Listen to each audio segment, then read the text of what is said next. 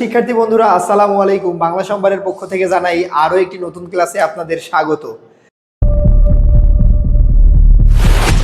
এই ৩৯টি ব্যঞ্জন বর্ণকে মাত্রাগত দিক থেকে তিনটা ভাগে ভাগ করা হয়: পূর্ণমাত্রা, অর্ধমাত্রা এবং মাত্রাহীন।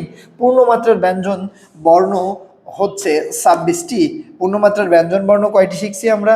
পূর্ণমাত্রার ব্যঞ্জন বর্ণ ২৬টি। পূর্ণমাত্রার ব্যঞ্জন বর্ণ ২৬টি এবং অর্ধমাত্রার ব্যঞ্জন বর্ণ ৭টি। অর্ধমাত্রার ব্যঞ্জন বর্ণ ৭টি আর মাত্রাহীন ব্যঞ্জন বর্ণ ৬টি। মাত্রাহীন ব্যঞ্জন বর্ণ কয়টি?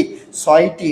তো আমরা এখান থেকে আমাদের বেসিক যে টপিক, এখানে নবম দশম শ্রেণী এইচএসসি পরীক্ষাগুলোতে প্রশ্ন হতে দেখা দেয় যে মাত্রাগত দিক থেকে পূর্ণমাত্রার ব্যঞ্জন বর্ণ ২৬টি, অর্ধমাত্রার ৭টি এবং মাত্রাহীন ব্যঞ্জন বর্ণ কয়টি?